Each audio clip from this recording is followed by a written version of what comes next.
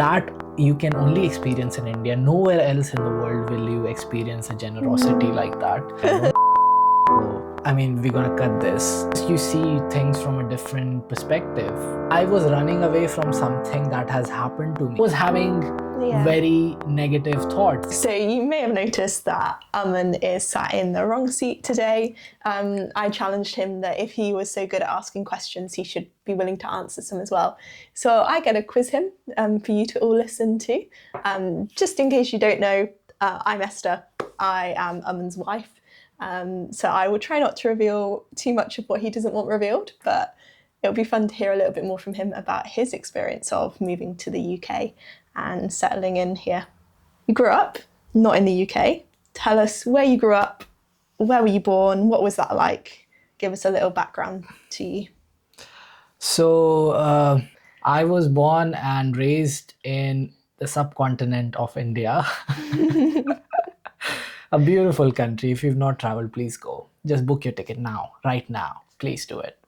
Only a few hundred or thousand. This is not a sponsored ad from Modi. Trust me, I really want you to visit India because it's beautiful. It's a beautiful country that I grew up in. But my perception about India was not like this. I think I considered other places, especially like the West, to be more pristine and beautiful. Although now I say proud Indian, must go to India.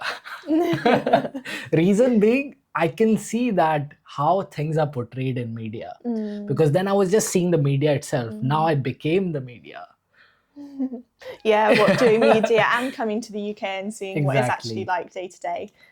Sorry, back to your question. Yeah. So where did you grow up in India? The subcontinent of India. I grew up in a city called Patna in the state of Bihar, and I have, studied in Patna for a little bit, and then I moved to a few other places, and yeah, my journey has been like, I wish I could say that I have traveled all over India just because I've moved so much, but I haven't. I've just scratched the surface. Even with me, like trying to travel a little bit, trying to do my whatever schooling I got through boarding school and other mediums.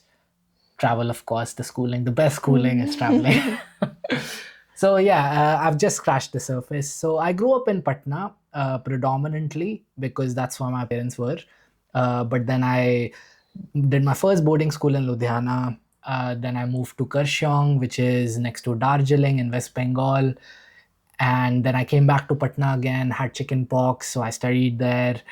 And then I moved to Pune, did my undergrad, then worked there, then moved to Patna again, then moved to Dharamkot, and then the UK. Great, all questions answered. Let's stop here. So I want to hear a little bit more about your childhood years. Because for me, I grew up at a state school. We, went in every day, came home every afternoon. Very standard, didn't move around too much. But you've moved to different schools where you've gone home, schools where you've stayed there. So tell us a little bit more about.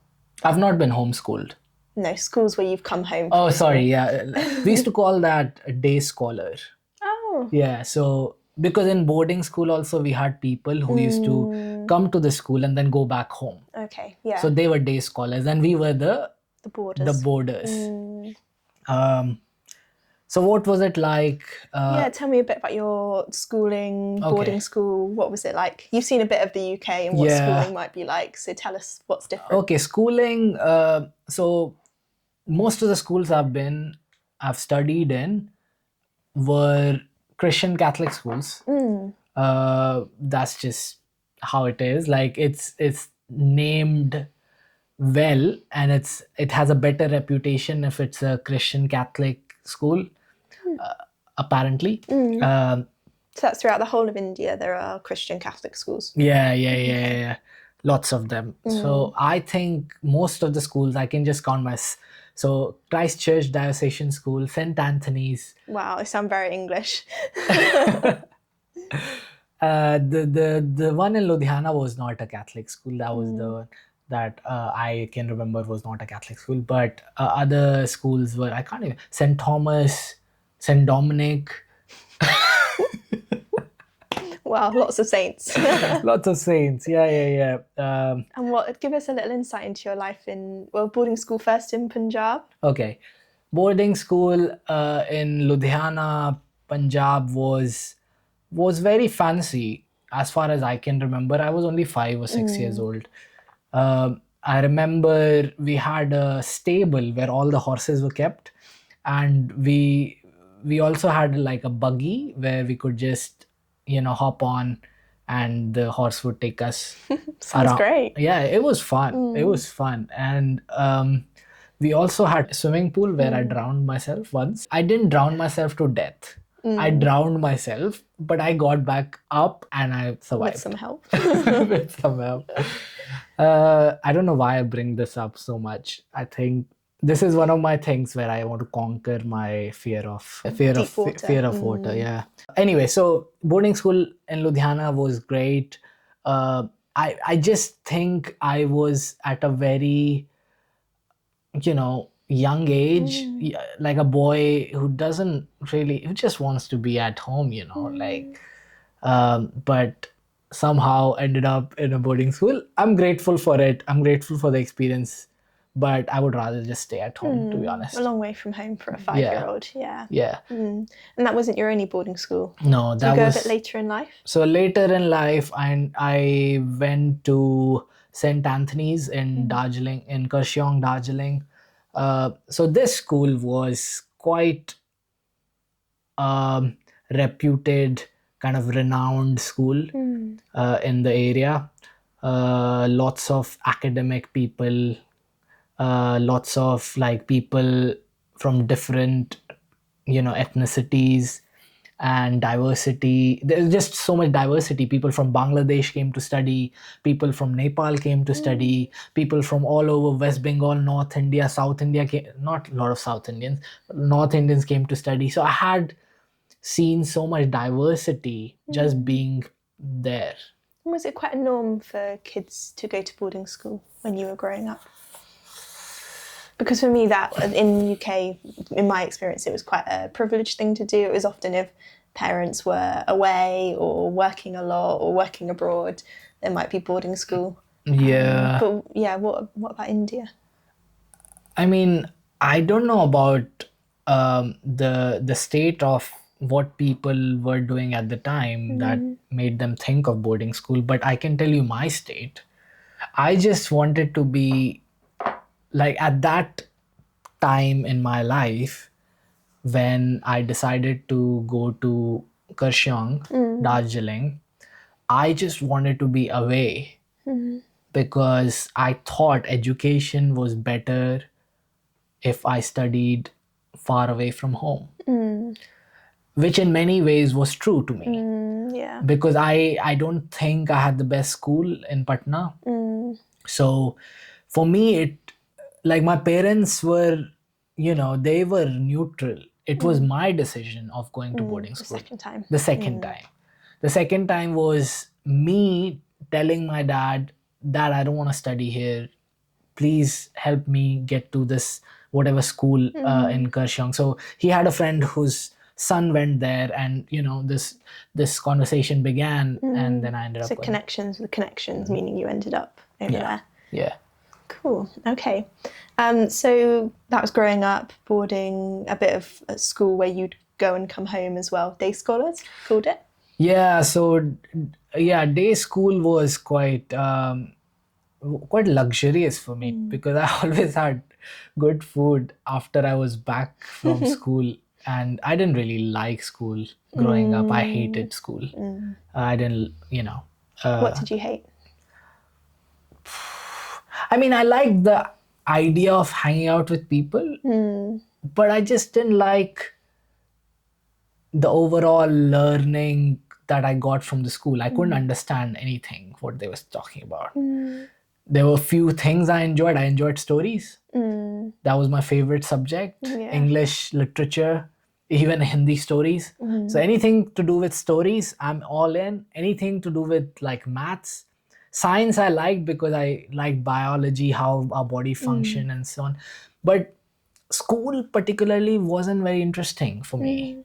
Uh, just reason I just felt quite disconnected Yeah. and yeah, not accepted in many ways. So And that continued from young all the way through.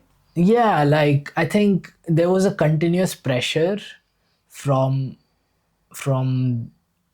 parents, from society, from so and so, that you gotta get those grades, you gotta compete. This was constantly going on, and I think if it wasn't for the pressure, I would have left long ago. I would have left, dropped out of school. Yeah. Which I guess wouldn't really be allowed under Yeah, society pressures and exactly, expectations. exactly. But I don't encourage people to drop out of schools. No, no, no. I just think school curriculum need more advancement because they are teaching really, really orthodoxical, kind of very ancient things that are not meant for people who are of this generation. Then from childhood, you didn't then at 18 just move to the UK. And there was quite a bit in between. So can you tell us a little bit about what was in the middle of that? Because what you came to UK in 2022. So you've got a few years between there. So yeah, so I was in Pune from 2016 to 2019, and 2020 COVID hit. So I was still in Pune, and then I went back to my parents. It was just a good way to kind of stay with family, and also I was scared. I was scared that if anything happens to either. Take us, so during COVID. Okay. So, sorry, I jumped. So Pune, you were at university. So 2016, I joined Indira School of Communications for my undergrad degree in mass communication and journalism. Studied my 3-year degree, finished in 2019. Just before finishing, I had a job in my hand and started working as a content writer. And then if I fast forward a little, to 2020. to 2020. Yeah, everyone knows. 2020, COVID hit, and we were like, this news just kind of went viral. Okay, this virus is spreading everywhere, and now the company I was working for, they were like, okay, let's make sure that the employees are safe, so we'll give them remote working. So my next thought was, I'm not going to stay here in Pune without going out, or I don't like staying at home all the time. So I was like, I need to be with my parents. And I was also scared for my life and for my parents' life, because I thought, if this is the apocalypse, if this is the death of everything, I want to be close to my family. Was that a narrative that was going around India? Or was that more in your mind, this is a big thing, this is something to worry about, this could mean anything? I think at that time I was a little frightened by news, but more so I think it was just the headspace I was in. I was like, I need to protect myself, protect my loved ones. That was the first instinct that came to me naturally. Yeah. I was like, I gotta look after my parents, I gotta look after myself, and the only way I can do is to be with them. And I love these guys, so I had to make a move. Yeah, I think a lot of people said that about COVID. It stripped back everything that they had in their life and made them think about, right, what actually is important, what actually matters, and how am I going to focus on that? Because we had so many things taken away that in the UK we couldn't do. Imagine similar in India, whether that's going into work, going out for meals, all these different diary obligations or diary expectations that we had just went almost in the blink of an eye, and suddenly it makes you realise what really matters. I think a lot of us then vowed, we'll never forget this lesson. And I think, sadly, we have probably forgotten a lot of what we learned. Yeah. But you said you realised family is important, protecting family is important. I'll go back and look after my family. But I know that you didn't stay there the whole of COVID, because COVID went from just being days to weeks to months to years. So at what point did you move out again? So again, initially I thought this thing would blow up. It might take a few months, I reckon, or a few weeks. Let's start with few weeks. But then the news started to spread that, oh, you gotta stay indoors, stay indoors, stay indoors. I stayed indoors, and just like that, a year was finished. Yes. And I was like, okay, this ain't the thing I thought I would do. This is not something I wanted to do. I love my family, but I also want my well-being, and my well-being is some fresh air, And I was like, okay, I've stayed here for a year and things doesn't seem to stop. Like COVID comes and goes, And I thought, okay, I have some money saved up because I was not paying rent. I moved to my parents and I thought, let's travel. So I decided to go to Dharamkot. And I've had the privilege of seeing Durham Court, but for those who haven't, what would you say? How would you explain Durham Court? Dharamkot is a beautiful, gorgeous little town nestled in the Himalayan Dhauladar range. It is just next to Dharamshala, so you cross Dharamshala to get to Dharamkot. There are no roads to get inside Dharamkot, so the road ends just before Dharamkot begins. The town begins.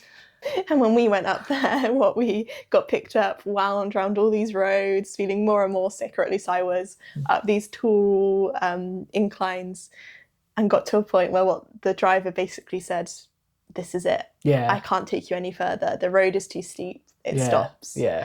Yeah, so that road was not even constructed when I was there. Oh, really? So it's even further back? Yeah, even further back. So slowly they're trying to make more roads so it becomes accessible for people. But if you're someone who wants to travel and wants a isolated town that is away from the hustle and bustle of city, no traffic, nothing. And yet feels very safe. Yet feels very safe. So Dharamkot is the place to be. And Dharamshala is where Dalai Lama, the 17th Dalai Lama resides. I don't know him personally, but he seems cool. You're going to admit that you had to look that up, who this person Yeah, was. I knew there was, someone from Tibet was there. But yeah, Dalai Lama, the man, the myth, the legend, lives there. And you spent a little while in Dharamshala. You went hiking? Yeah, so I did a lot of fun stuff. So, we're going to cut this bit. just to right?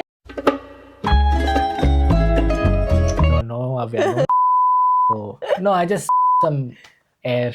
It was so cool. Anyway, Dharamkot, I did hiking, I did trekking. Trekking and hiking is the same thing, different words, but I'm just using it because I can't think of anything. Because you walked and you walked and you ate. So I ate. So I worked. I was working remotely, right? Yeah. So I worked, I hiked, I kind of trained myself, just working out. And I also went for these beautiful magical gigs in the evening. So there were like gigs happening all over the town where, people from every walk of life would come there as an artist. They would play some instrument, they would sing, and it was fabulous. So kind of a bit of a... live music. Yeah, a bit of a sanctuary away from all that was going on and the busyness of Patna and all that was there. So I don't know what happened in the UK, but there was like a third or fourth lockdown that happened in India. I lost count. Yeah, everyone lost count. I can't remember. So I remember the moment I was in Dharamkot, I think it was the third or the fourth day, they said, oh, another lockdown. And I was like, oh my God, this is the best thing you could give me. I don't want to leave this place. And I've just come here and lockdown has happened. I'm glad I can be stuck here. So I was quite grateful. Yeah, it's like if I have to be stuck, if this has to happen, at least I'm stuck in this beautiful place. Yeah, exactly. And you love traveling, don't you? Yeah, I love it. That's kind of one of your things as things get big and overwhelming, or Yeah, I think traveling has just taught me a lot. Like, uh, I can't remember what I said about schooling. Like, the biggest schooling in my life has been through traveling. Like, the contemporary schools that we go to has not taught me so much that traveling has taught me personally. It's just you see things from a different perspective outside the box. uh, because my creativity sprouts when I'm out of my comfort zone, and traveling does make me do that. I'm out of my comfort zone. I don't have a home. I don't have a house. I'm just wearing my backpack. I'm out and about. I don't meeting know different people, meeting trying different things. exactly. That's the beauty of traveling. If you, yeah, if anyone wants to kind of explore traveling in that sense, I think it's good to have a hotel, but it is also good to not have a plan and bookings and just kind of kind of go somewhere. So, what do you think is one of your biggest lessons you've learned while traveling, or your biggest epiphanies you've had? Biggest epiphany is when things go wrong, even during travel. You just gotta accept it, because if I was running away from something that has happened to me, not in the travel, but I was running away from it and going to travel so that I can forget about it, but something wrong happens during travel, then I just have to accept it and not try to fight it. I think things go wrong in traveling all the time. Yeah. You miss a bus, you miss that, you get lost. And you know that well. I may have got lost a few times. So that's a lesson, you just accept that, okay, right now it is wrong. And I think traveling has taught me patience, a lot of patience, a lot of just endurance. I have endured through traveling as well, like, but not in the most philosophical way endurance, but like it just teaches you to think differently, think Yeah. not the stereotypical way you're used to. I remember you saying to me, but we just got engaged. We were due to go to India. We planned then to fly to India. And you said to me, you learn a lot about a person when you travel with them. And I thought, oh no, what's he going to learn about me as we travel together around India, seeing family, and as I travel to India. But I think that's true. You probably learn a lot about yourself and about other people as you travel together. One being, what do you do when things go wrong? What do you do when something doesn't go to plan? 100%. Because that's when you realise you don't have the control you thought you did. Exactly. And we want the control, don't we? We love the control. We do. We love want to the feel steering it. wheel. Yeah. So yeah, things do go wrong during traveling, and you learn a lot. As you said, you learn so much about yourself you wouldn't have otherwise learned, which traveling gives a channel to, for you to learn through. So this leads me into a question. I want to hear about your travelling, because obviously you're in the UK, you've travelled, Yeah. not just on holiday, but to live. Yeah. But I'd love to know from you, what do you think is one experience you would love someone from the UK to have in India? You say you would love people to travel to India to experience it. What's that one experience that you think, if you're going to India, you have to try this, you have to understand this one thing? See, you're not putting me in the box. I can't give just one experience. That's not possible. It's like telling one Indian guy to experience all the taste of Indian spices in one go. It's not possible. It's a lot. But if I were to give one, But you have to give one, so I mean, just explore the nature in India. yeah. Just don't go to a city. Just see India for what it is. It is also an urban city now in different parts of India, but I would like to promote the Indian nature, the natural habitat that India offers. It's just the most beautiful, the most pristine beauty you can see in your entire existence, because There's no place like that. Such big lands, such The landscapes so are much wild. absolutely stunning. No matter where you go, if you go to the seaside, you can get that. If you like the mountains, the Himalayan range is waiting for you.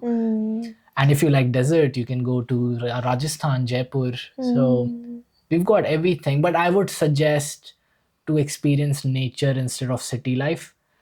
But if they want to, they can go to Mumbai. I wouldn't recommend Delhi so much because of the pollution, but Mumbai for sure. Yeah. I think when I went, I was struck by the contrast. Yeah. There's incredible built up areas where you can get anything at any time of day. You can go for a coffee at 1 o'clock in the morning and Yeah. there's somewhere open. To then going into the Himalayas, into the beauty of trees and mountains. Again, food available pretty much all the time, but much slower pace of life, much more, much calmer, such collection of different people from different walks of life. So it is quite an incredibly varied subcontinental country, isn't it? It's a lot to experience. I feel like you can't, like you said, you can't really experience India in one visit. You feel like you've not even experienced India in your lifetime of living there. Yeah, I've not even scratched the surface. I would say, like, few states I've traveled to, few cities I've traveled to, few mountains I have explored, but I have not even scratched the surface because it's such a massive piece of land that is still very much unexplored in some regions, and it's still, I hope it stays like that, natural and untouched. But they're building roads in Dharamkot now, so you never know. So visit while you can when there are no roads. Yeah, that's true. There's the pros of roads and the cons. Yeah. We've talked about the pros of travelling and how important that is, but I feel like you took that one step further because you didn't just travel as a holiday, but actually you chose to travel for studies. Can you tell us quickly how you ended up here in the UK studying, but also just let us know how it went? So, as you may know, or some people may know, that initially I was planning to go to Canada. I've always wanted to study abroad. It's been a dream of mine since I've been a little kid. Just, I think, seeing my sister go abroad for her tournament in Australia, and she even went to Singapore. It was like a seed that was sown of just seeing life in a different place would be so cool. That's how I saw it as a kid, and I didn't realize that this would become like a so such a deep dream, such a strong dream of mine, that it would take the shape of me moving abroad and studying.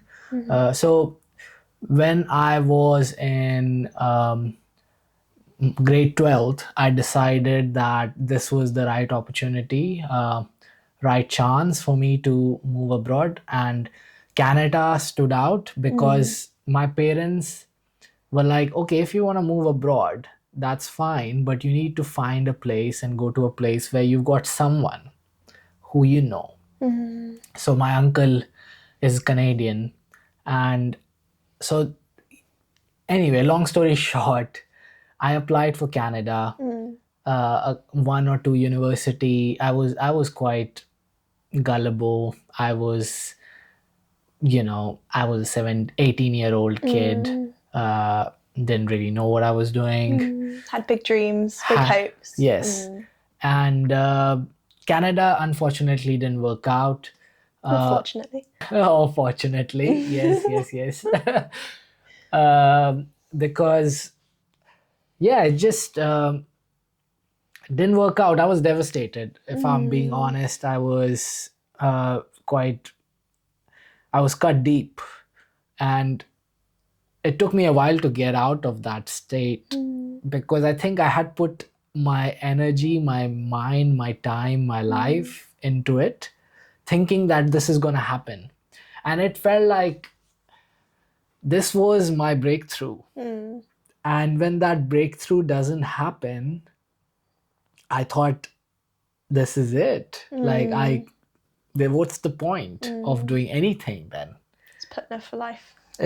Exactly. But thank God that didn't work out. That didn't, what you said didn't happen. But now for life, I ended up moving to Pune Which was instead. your bachelor's degree, and then you're working. Yeah. But then you still had that dream in you to move abroad. So how did you realize that in the end? So I had put that dream aside now when I was in Pune, because I was like, I can still live a life here in India, still work, still fulfill all the dreams of just being and doing the work that I love doing. And it's okay if I can't move abroad. So I was quite comfortable with the thought of not moving abroad at that point, because I had faced a really big heartbreak and a failure in a way, which made me, retort to this idea that, okay, maybe it's not for me. Maybe it's for some people, and that's great, happy for them, but it didn't work out for me, so might as well accept the fact as it is. However, in my third year, I realized my degree and my course wasn't the best course in Pune. And I was like, there are not a lot of job options. And also, the industry I'm in, the media, journalism industry, is not easy to get into. Yeah. So I did a public relation internship in Mumbai. I was offered a job there, starting salary of 25,000 is like 250 pounds. This is not a lot, but I ended up getting that salary in content writing. Anyway, the point being, I didn't want to do public relations. I wanted to do like journalism. I wanted to do media production. I wanted to, so when that didn't happen, I think so I'll rewind a little bit. So 2019, I'm finishing up my degree and I'm also applying for jobs, but I'm getting a lot of rejections. But then this job stood out. It was a market research company. They were paying okay, and I got the job. I accepted it. I needed the money, and I started working. But I realized this is not what I want to do. So it was like, then what do you want to do, Aman? The thought occurred again. And I was like, I want to really do like media. This is not media. This is not like videography. I'm writing blogs and articles. It's good. I can write them, but it's not something I, You want to have the camera instead. Exactly. So that was the thought. And I continued doing that job for 2.5 years. But during that, COVID hit. 2020, February, we are told that, it's spreading, the virus is spreading everywhere, there's chaos. And now my company is saying, oh, remote working for you all, safety is important, go home, work from home. And I was like, yay, I can just go back to my parents, because I don't want to, die by myself, or, even think of, anything happens to my parents, how would I feel? Or I was having very negative thoughts during COVID, because I saw people dying. There was death around us.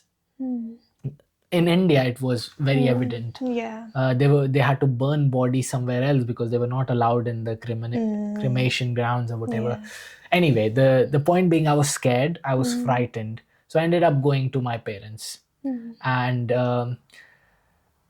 long story short, I stayed there and I started to apply for degrees abroad again. Yeah.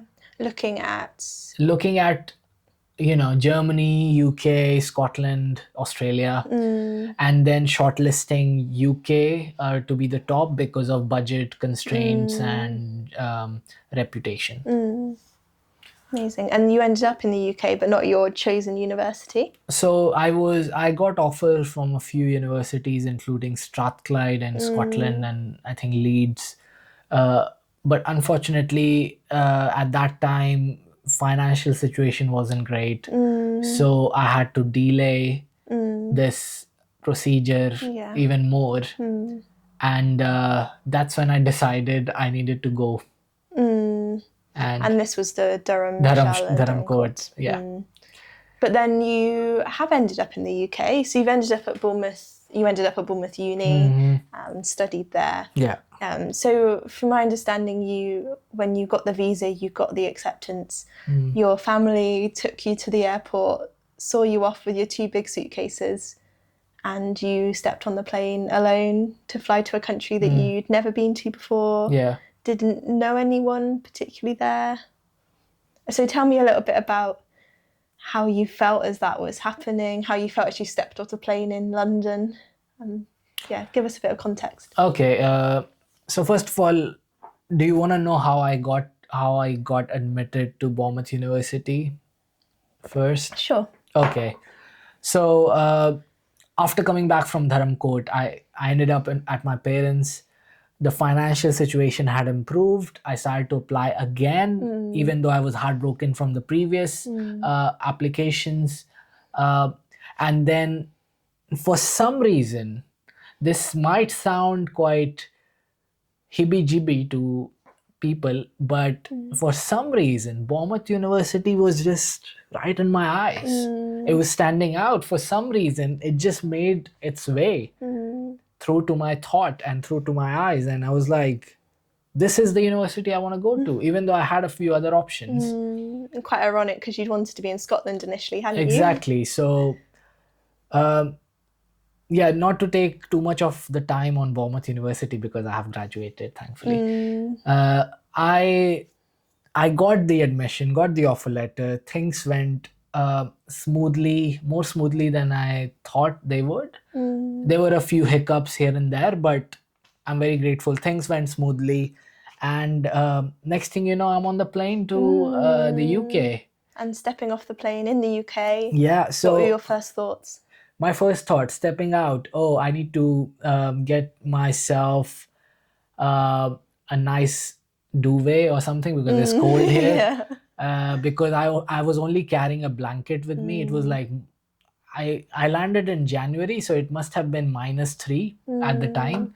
So I landed in London, and the uni had sent someone to pick me up along with another student. So yeah, thankful to Bournemouth Uni for that. They picked us up and they dropped me to my Airbnb. So my first thought was, oh, the air quality is so good. Yeah, I can breathe again. Like, this is good. The second thought was, oh, look at the cars. They look different. Oh my God. It's like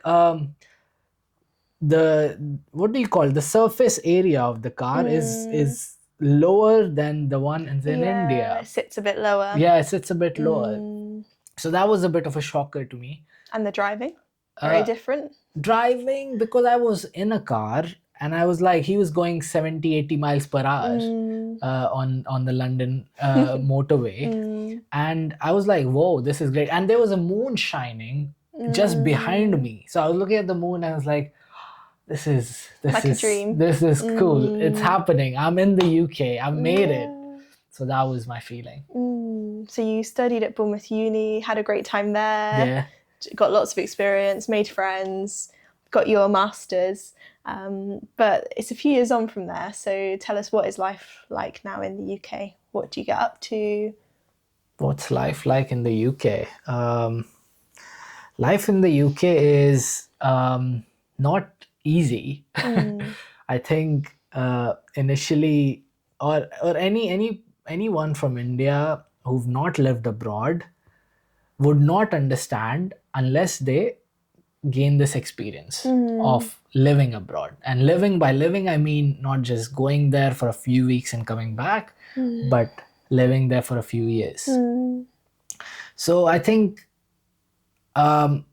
you have to do everything by yourself. Yeah. So I do that every day. And when you say everything, give us an idea. A day in India versus a day in UK in terms of what you have to do.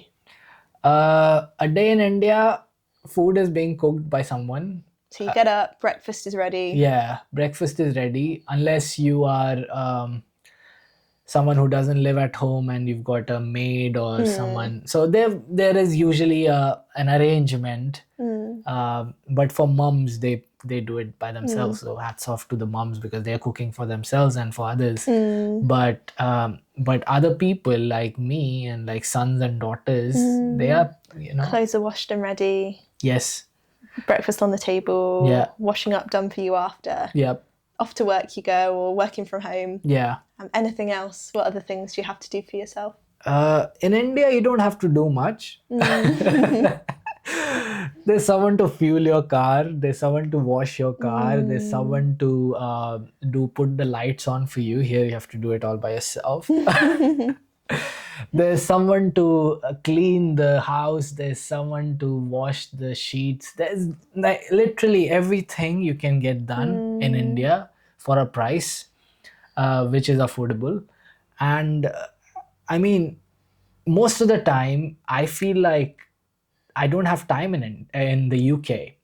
I feel like I'm running out of time in the UK because you do so much, you fit in so much, and that's obvious because if you're washing up, if you're cleaning your bathroom, if you're cleaning your house, and then doing work, and then doing some extracurricular, then doing some other activity, you don't have time.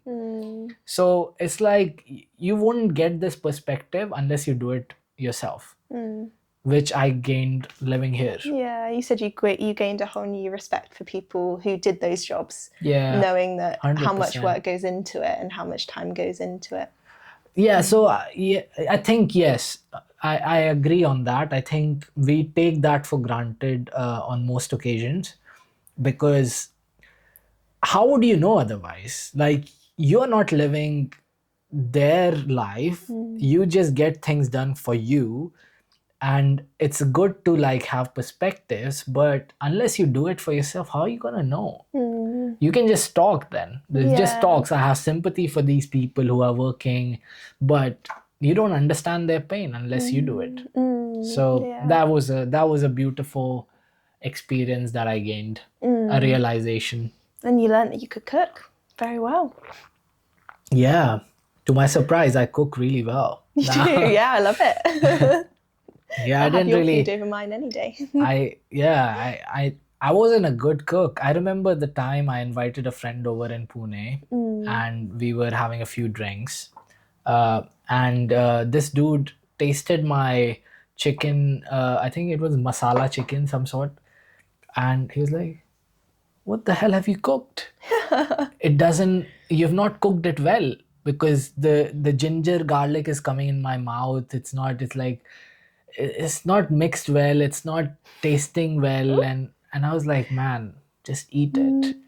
And now I see myself right now cooking and doing stuff like it's mind-boggling because I have learned so much, and that's happened through experience.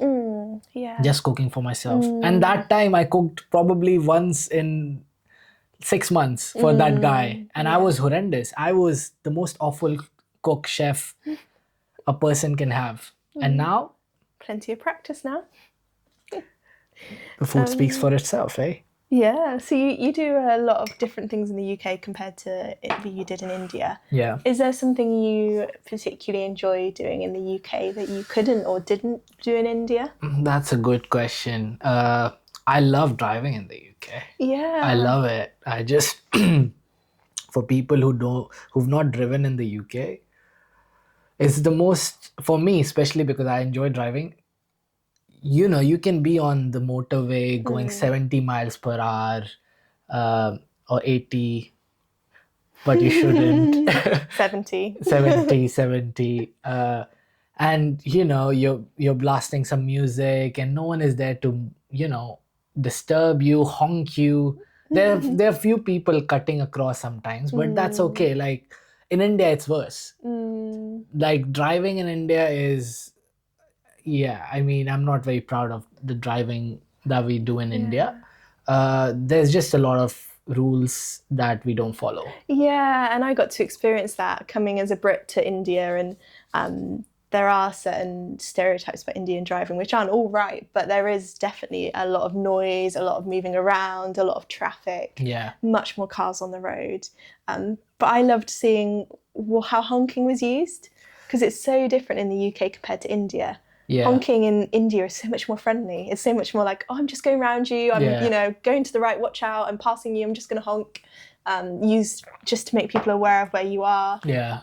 UK is it's anger, it's frustration often. Not always, but often. So I loved seeing how similar vehicle, still driving, but very different way of doing it. Yeah, that's another thing. So in both the countries, you'll have the same people, same kind of mindset. That being, everyone wants to get on time. So people want to be first. In India, I've seen the same here as well.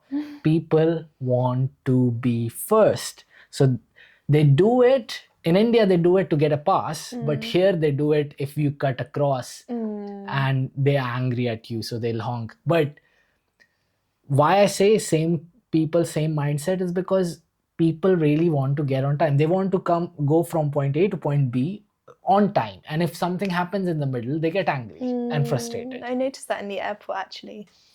Same mindset.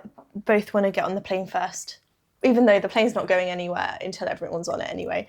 But UK, it means you get there early, you line up, you queue, you get in the queue, you get ready. India, it's as soon as the attendants come, it's you flock to where you can queue to try and get on first. So different culture, queuing versus crowd, but still trying to get onto the airplane first or off the airplane first, wherever you're going, trying to get there first. Yeah, it's interesting to see. So what you said is true. Like in India, yes, the flocking happens, and that is unfortunate. Majority of the people do that flocking, and the people who don't do the flocking are not seen. The people who actually do the queuing, like myself, or people, my family, or the ones who are actually doing things right the right way, are not seen. Whereas in the UK, majority of the people are doing the queues, but there are few that do the flocking. Oh, yeah. And they are not seen as well. Hopefully, if you see one, do that. Oh, that's so British. I was even in India. You give the stare, you give the look. It's like you're not doing what I want you to do. Yeah, but the point is, people everywhere are the same. It's just here, majority of the people are following the rules, which is good, and majority of the people in India may not be following the rules, which is not great. Different rules. Or different rules, or breaking the rules, or not even abiding by the rules. Like, what are rules for Indians? Good question. So life in the UK, we've talked a little bit about what you're up to. Yeah. But you're also married. I hope you remember that. Yeah, great, good. Oh, the ring has changed. Yes, that's a story for another day. So end of June, you got married. Yeah. As we got closer to the wedding, we chatted a lot about the differences of cultural weddings in different cultures. And obviously you grew up around the Indian culture around weddings, and then saw and was part of and married in a very British wedding. What are your reflections, comparisons? Yeah, I mean, we do things extravagantly in India, and that's seen in media as well. You can look at Ambani's wedding. He spent a fortune on it. Don't understand why is that necessary, but that was a recent wedding, wasn't it? That was one of the most expensive weddings in ever. the world. Famous singers brought in to sing. Beyonce was there, or Justin Bieber. If you heard Justin Bieber singing "Sorry, Sorry," that was not the speakers. That was Justin Bieber actually singing that.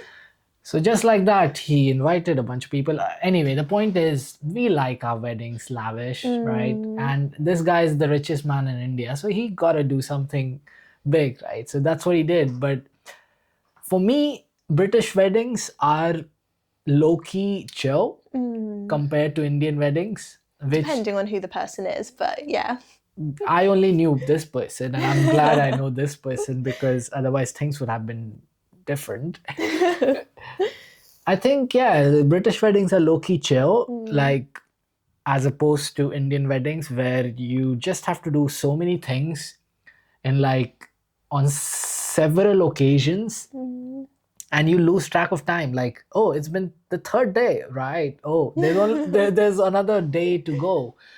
So yeah, but that's the beauty of Indian weddings too. Like, I mean, I enjoyed the wedding I had, but it's just a wedding after all. It's this journey that begins after the wedding is the question. It's not about the wedding in itself. Like, yeah, I don't personally believe in extravagance, even in weddings, but I don't have a problem people throwing parties like that. I'm happy to visit them and happy to be a To enjoy the food. exactly. But I'm not a extravagant person myself. Wearing a black t-shirt today just to show that. There's some lights in the background just for Just for add a bit ambience. Yeah, no, I got to experience just a bit of an Indian wedding, and the extravagance and the generosity there was quite incredible to see. Just I've got to see the evening, the sheer number of different food stalls, people coming around offering different bits of food. The media side, I can see where you love media. They make such a big a deal about it, making videos, loads of photos. There's drones flying around. Drones flying around. Yeah. Absolutely incredible. Yeah, so like when you put it like that, yes, the generosity is simply incredible because that you can only experience in India. Nowhere else in the world will you experience a generosity like that because people are like, open hearted and they want to give. And I think that's where, when I look at UK and I'm like, oh, uh-oh, there's a lot of, take kind of a society. It can be, yeah. But, it's just different cultures. But again, people are the same everywhere. It's just in India, weddings are seen as a big family occasion. And because it's been done for centuries, people have been enjoying wedding as a gathering for the person who's getting married, celebrating them and celebrating their life. So yeah, it's beautiful either way. Like it's a massive change for me to experience a British wedding, being part of a British wedding itself. But it's cool. It's cool. It's Yeah, fine. it's chill. cool. It's fine. I mean, yeah, like I think. Did you ask me what I liked about the British I wedding? think just what your comparisons and reflections were Okay. from the wedding. I think the best bit about the British wedding is just it's so short. It's really short and sweet and simple. Keeps the main thing, getting Yeah, married, getting celebrating together, Yeah. and then There's a reception depending on your, depending on how you want the reception to go. People would give reception the next day as well, right? In the UK? Not likely. not as often, no, often one day. But I think it's changing all the time now. Yeah. The tradition of weddings are changing, how they're done. Yeah. Lots more flexibility than they used to be. Another thing I liked is that after the wedding day, you're off. That's done. Yeah. You can just go. Which you need, because in a British wedding, you are planning, unless you get a wedding planner, which is big bucks, you are planning everything. You are DIYing. We spent a whole day putting up fairy lights. I made all the invitations by hand. If you want to do a wedding well and on a budget, you are DIYing so many things. But then there's the beauty that friends and family come along and help. We had people baking cakes, we had people buying flowers, making bouquets, so much generosity there as people help us celebrate our big day. Yeah, exactly. I think that was a bit that was a big shock. Like you planning your own wedding is such a big deal and it's such a massive job, because it's not just you doing the job, it's your emotions mingled altogether. with the job that you're going to do, which is your own wedding. So yeah, it's a big thing, to be honest. And I could, doing it together with you, I could see like how big and how important it is when you're doing it yourself, because you can just give that thing to someone else to do it, and it's great, it takes the pressure off. But here the pressure is on. The pressure is on, guys. So I've just got a couple more bits. First, obviously I've married into an Indian family and gained some wonderful family as a result, and you've married into a British family. And seeing as we're in the UK, I'd love to just hear some of your fun observations of what a British family is like, or what my British family is like. It's a chance to roast them if you want to. I mean, there's nothing. There's just it's just the pleasantries are they are yeah. Thank you very much indeed. Sorry, yeah, please. Yeah, it's. Do you want a cuppa? Oh, so many cups of tea. A cuppa, please. I tell you what, my granny got so excited when I finally drank tea. She used to accuse me that I was not civilized because I wouldn't have a cup of tea, and now she loves it. Loves having a cup of tea together. With a biscuit. Thank you very much indeed. Indeed, thank you. Indeed. Is that a thing? No, I mean, I'm not mocking anyone, but it's cool. Like, I think you learn that, I mean, being polite is great. And how do I put this? I would like to say that saying thank you and please is not a bad idea after all. Like, it's a good thing. And I can see that here more so than ever because it's in every sentence.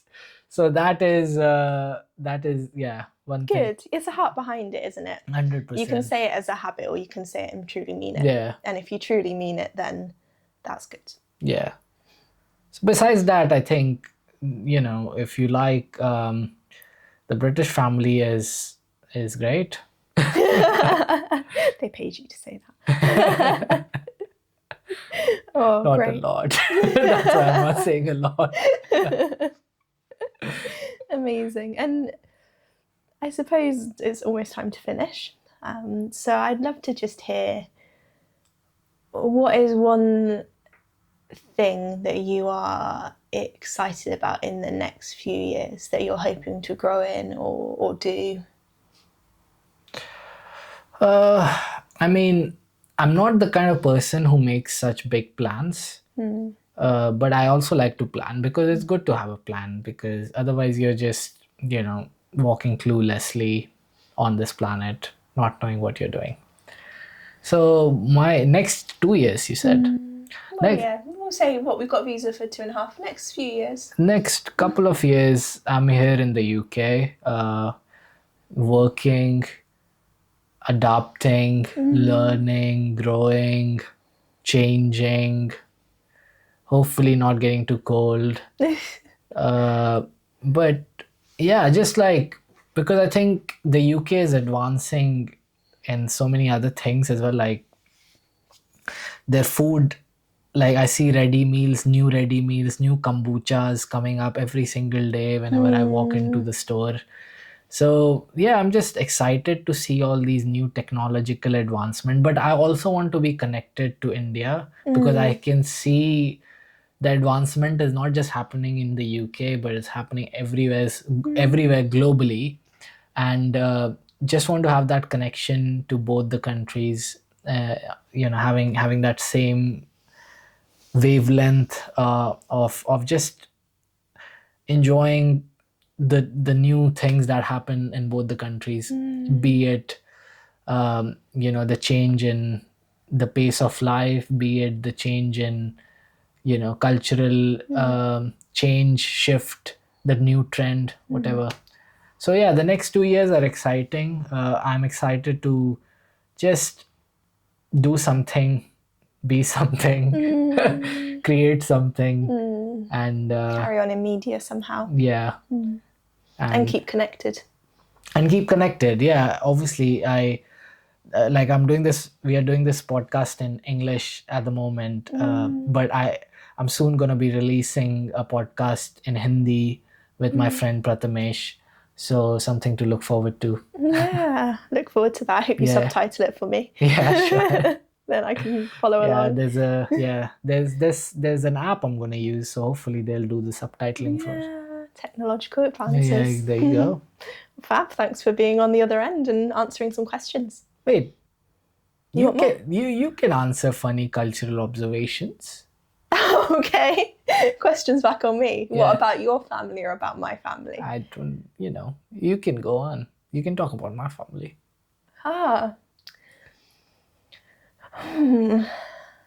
Well, I think when I first arrived, one thing that struck me was your mum very soon presented me with gifts and money, and because we got engaged, that was a thing of presenting gifts to the bride-to-be, the generosity there when they had a lot else going on, and yet she really wanted to give gifts in that way. So that really struck me as the different ways of showing love, like culturally. And I think my family, it was talking, it was trying to get to know you, asking questions, which I know you love. All the questions, I get it from somewhere. But for your family, it was a lot of that generosity in food, in gifts. And I think for us, so I don't speak Punjabi, and I was learning bits, but not very much. And then they have bits of English. So I think that even though I don't know Punjabi yet, and I've been learning bits, and that's the language that your parents comfortably speak, and they have bits of English, we were still able to communicate with one another. It took time, it took effort, but there was real joy in being able to do that and still express care and love towards one another. And your mum was great at just teaching me new words, teaching me little bits about Punjabi language and culture, and that was just lovely to experience that in person with your family. So yeah, I'm looking forward to going back soon, hopefully. And you too? Yeah, very much looking forward to it. It's been a while now. It's coming up to a year. Yeah. So yeah, it'll be fun this time. We'll be married. Yeah. And yeah. Lots to celebrate with Let's them. see how much more Punjabi she has learned this time. Torah, but there'll be more before we go back. Okay, and that's a wrap. Yeah, thanks for joining me in my studio. In your studio. Christmas, we've got to get some lights. Subcontinent called India. Initially, I was scared. Forgive my British pronunciation. Try what you think, Try what you think, Try what you think, Try what you think, I've always dreamt this dream had been. Try what you think, Try what you think, Try what you think, This dream had been taking its position since I Try was a what you child. think, Since I was a child. Try